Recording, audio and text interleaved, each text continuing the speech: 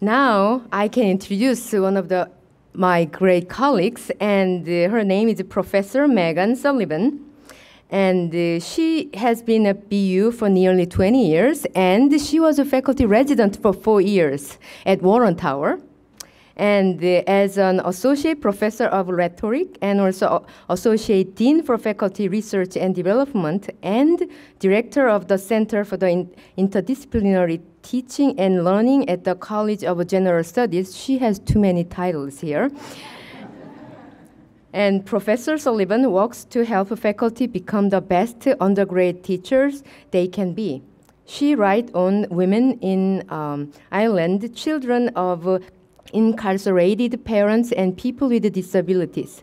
Today she will talk about the research from her most recent book, Parental Incarceration, Parental Accounts and the Development Impact. She also has children books forthcoming.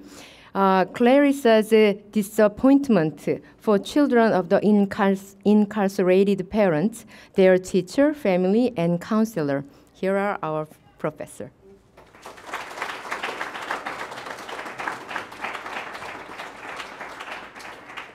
Thank you very much. Can you hear me okay?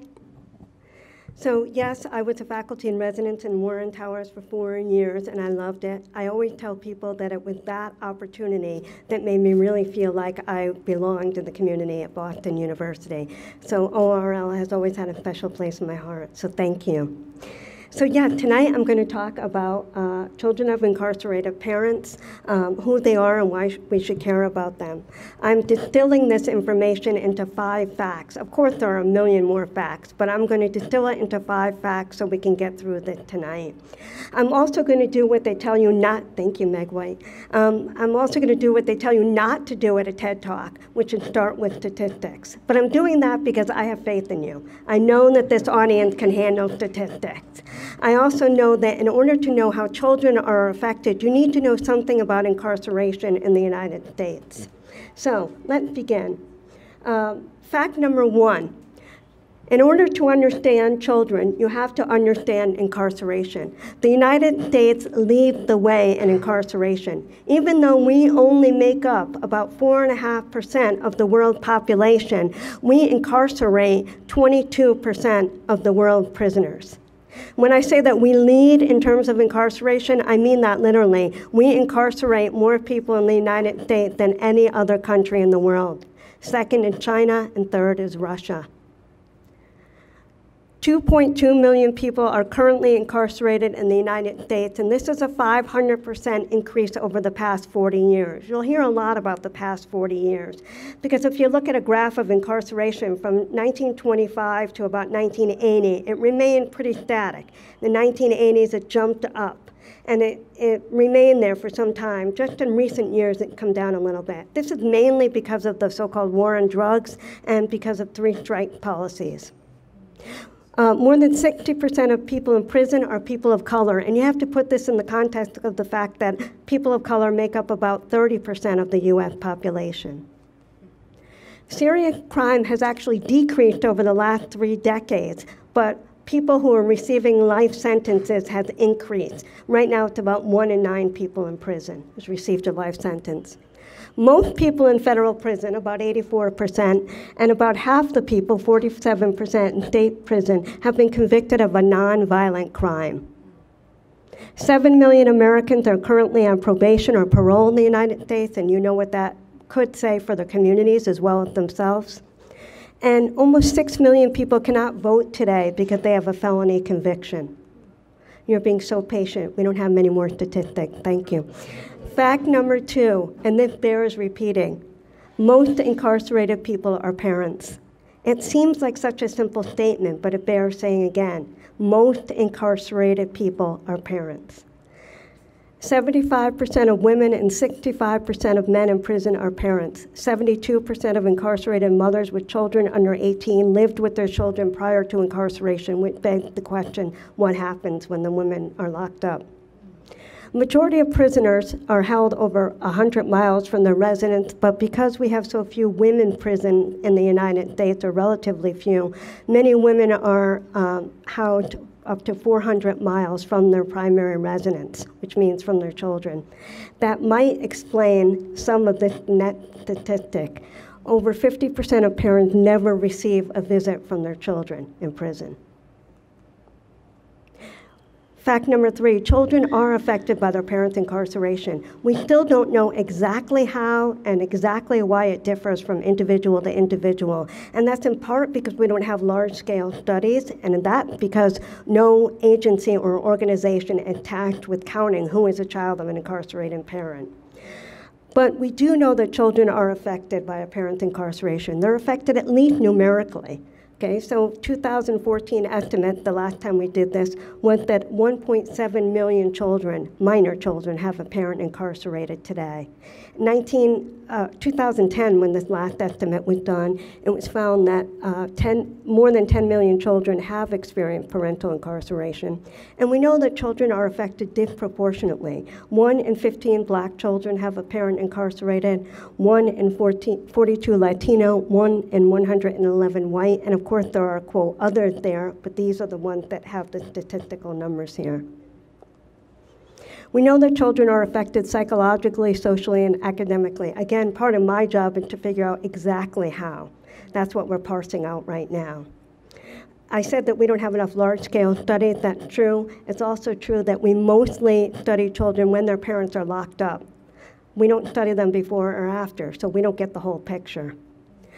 Parental incarceration is currently considered an adverse childhood experience, like trauma, parental divorce, and abuse. And that means that it's an experience that can harm a child for life. Many children suffer from shame. They're at a greater risk for engaging in dangerous behavior. They're more likely to live in poverty, and they're at a greater risk for homelessness and food insecurity than children without incarcerated parents. Number 4, the fourth fact about children of incarcerated parents is you can't tell by looking at them. So when I was 10 years old, my father, who was a lawyer, was arrested for embezzling money. He was disbarred, which meant he never could practice law again, and was sentenced to 2 to 5 years in what was then Connecticut's maximum security prison. For decades, I didn't talk about it. 1, because my family didn't know anybody else in that situation, and also because none of the institutions that could have helped me, school, community, church, neighborhood, talked about it either. So for decades, I went on with my life and my research, and then about 10 years ago, in part because of mass incarceration, I realized that if I wanted to do something about this, I had to start talking about it. So I wrote something, and I'm going to read today a little bit about what I wrote. I would later go on to do other kinds of research, not really the kind of personal narrative that I'm going to be speaking about here for about a couple of minutes. But I thought I'd read it to you. I had to begin by thinking about when I felt like I was first affected by this, that is, by a parent's incarceration. And here's what I wrote.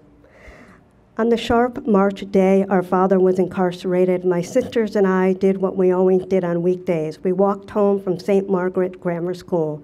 And with the kind of day New England weather forecasters call crisp and schoolgirls recognize as cold, the gaps of ivory skin between my green plaid uniform skirt and solid-colored wool knee socks were red from the wind, but I didn't care.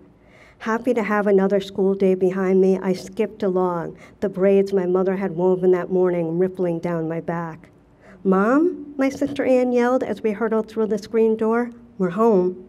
The second eldest, Ann, was nevertheless our natural leader, and we followed her into the house. She was our leader by default because Maura, the eldest, was timid and shy, lacking the bravado necessary to cajole and corral a gaggle of siblings. I'm in here, my mother called back to Ann. Guided by her voice, we walked into the living room and bunched over to our mother. Though we were never forbidden to enter this space, we used it mainly for special occasions. That day, I looked briefly around as though seeing it for the first time. The wallpapered living room was a cavernous area flanked by several windows. On a wide Persian rug sat a plush couch and tall upholstered chairs. It was odd to see my mother sitting regally in the living room that day, perched on the wingback chair beside the unlit fireplace. My sister thought so too. What are you doing in here on a school day? My younger sister Katie asked, glancing around the room. "Girls, sit down. I have something to tell you," my mother replied, sounding tired even though it was only the late afternoon. As though for confirmation, I looked up to see the sun insinuating itself through our living room windows, and then I looked again at my mother, straight-backed and beautiful, red-haired and fair-skinned. Briefly then, as I had before, I wished I had her brown eyes. I had always secretly coveted my mother's coffee-colored circles. It was as though if I had her eyes, then I'd be as beautiful as she was. "Girls, your father went away today," my mother said quickly, the words tripping out of her mouth as though it had been an effort to hold on to them in the first place. For a moment we were quiet. What did she mean? I mused to myself, assuming a reasonable explanation was sure to follow. "Went away where?" Maura asked tentatively. This time I heard my mother take a deep breath. "There's no other way to say it." She shuddered and then paused to collect herself. "I don't know how to tell you. I mean, how does one?" She paused again, took another breath, and responded in a complete sentence. She spoke louder this time, as though she too needed to hear the words. "Girls, your father was taken to prison today." My mother looked out at the swarm of us expectantly. Katie and Kara immediately began to cry and moved towards our mother. My blue eyes locked with her brown ones, and I looked away first. My two older sisters and I remained quiet, stunned into silence, and then I heard Anne's voice. "Come on, let's go get changed out of our uniforms," she said quietly, as she gently disentangled my younger siblings from our mother. Together, my four sisters and I made our way out of the living room, through the foyer, and up the wooden staircase. We filtered into our rooms. Kara, Kate, and I shared the largest with 3 twin beds, and Maura and Anne were in another room. We changed out of our uniforms wordlessly and congregated on Maura and Anne's double bed. We often gathered like this, though usually when we did, we listened to music or watched our sisters put away their clothes. We liked this room, in part because it belonged to our elder sisters, and in part because they had been allowed to choose the wallpaper. The room was covered in light blue polka dots and sunny yellow daisies. As we lay there that day, I imagined the judge who had taken my father. I saw his big shoulders and the straight line that formed his mouth. Who was this man, I wondered to myself, and why had he taken my father from me? I was lying there conjuring the mean judge whom I had never met when my mother climbed the stairs towards us.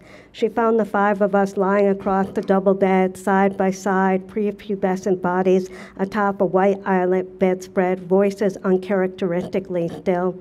The sky was arranged in angry scowls, soft mist was threatening to become a full-force downpour, and the air seemed to be collecting itself for an as-yet undetermined future, either a slow exhalation or a heady release of oxygen.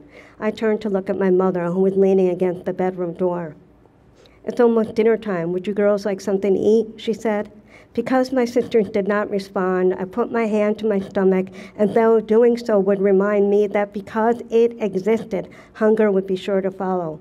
For a few moments, I lay there with my palms spread out on my abdomen, my mind focusing on the flesh and what it could reveal. Finally, I replied for the group. "No thanks," I said. "We're not hungry." My mother simply nodded her head and joined us on the bed. So I wrote that about 10 years ago, and it still took me a few years after that to start shifting my research focus. I had already written 2 books on women in Northern Ireland, and then I started to change my research focus and got involved in this area. So since then, I've been writing on this topic, not exclusively, I've written on other things, but mostly this topic. And in March, my co-editor and I just published Parental Incarceration, Personal Accounts and Developmental Impact. And in it, we provide the research and the best practices on children of incarcerated parents, but we also felt really strongly that we had to get the words of children in there, because there is no other book that asked adults what they recall about their parents' incarceration and how they think it affected them. So we put out a call for papers across the United States, and we got many submissions. From that, we took 37. 16 of our writers, and we put the stories or the writing by these adult children in our book. 16 were incarcerated or have been incarcerated at one time. 21 lived in the free world or have never been incarcerated, and they're workers, students, parents, filmmakers, social workers, lawyers, store clerks, and volunteers.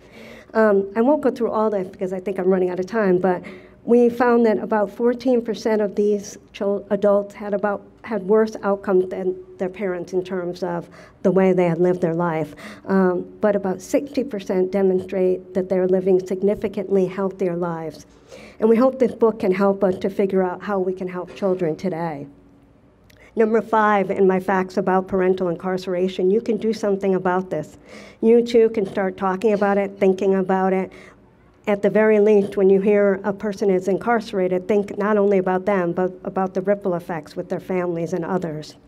You can also look at local organizations like the Criminal Justice Policy Coalition in Boston, the Prison Policy Initiative in Northampton, Mass., the Human Rights Watch Massachusetts chapter, or if you want national views, we have a lot of programs nationally, but one is the Sentencing Project. So here I just mentioned where I got all the statistics from that I've given you tonight. Thank you for listening.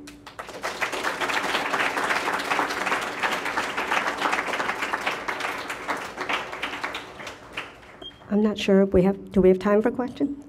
Good, okay, thank you.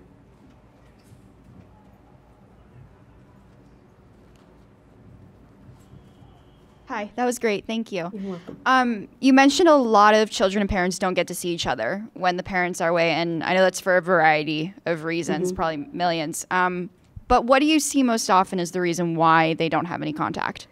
One of the things we found in our book that surprised us a little bit is that there are a significant number of children who don't see their parents because they don't know those parents. It's some of them are men who have never been in touch with their children before.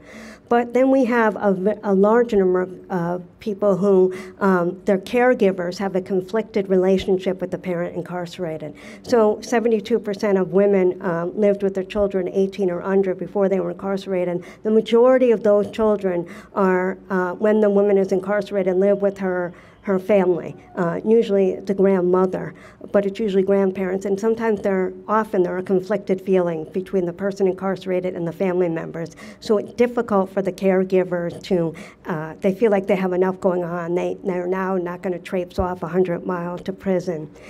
Some people simply live too far away. Some people say that the expense of prison visiting, it's a hugely expensive task, and prisons are usually housed outside of a central location where it's hard to get buses or transportation. Some people don't tell their children when they're incarcerated. So you'll still hear stories today from children who'll say things like, my parent's in college, quote, or my parent has a job in another town. Well, really their parent is incarcerated, but nobody wants to tell the child. So those are some of the reasons. One of the things that we recommend in our book is obviously have better prison programs where people feel more comfortable visiting, where we have transportation, and also alternative modes of communication, letter writing, Skype, etc. Thank you. Hi, thank you. I wish I could remember the name of the documentary, but I saw a documentary about prisons in India that allowed women to stay with their children when the children were underneath a certain age.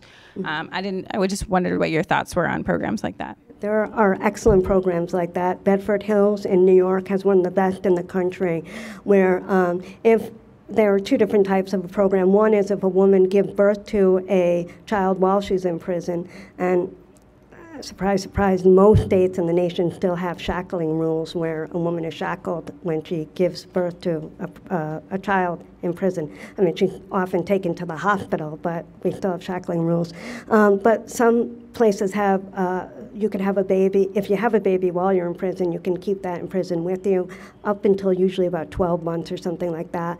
Others have prison visitation programs where instead of what people know of as the conjugal visit, it's instead of a couple, it's a mother or a father and their child will be able to visit for long weekends. Those programs are very good, and they've shown to decrease recidivism, that is, people going back to prison, and they help children. All the research indicates that any communication between a parent and child who's incarcerated helps the child as long as it's a safe adult.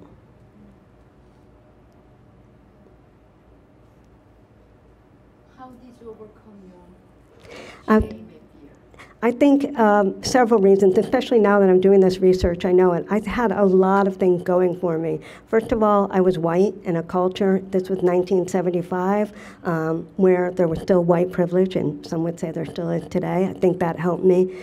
I had an incredibly strong mother, my siblings and I did, who definitely just put us on the right path, and I think that's a lot of it. Also, even though we lost all our money, we had a fair amount of money before my father was incarcerated, even though we lost it all, we still lived in a middle-class existence. So we still lived in a nice home and went to good schools, and I think all of that really helped me. Okay, well, thank you so much.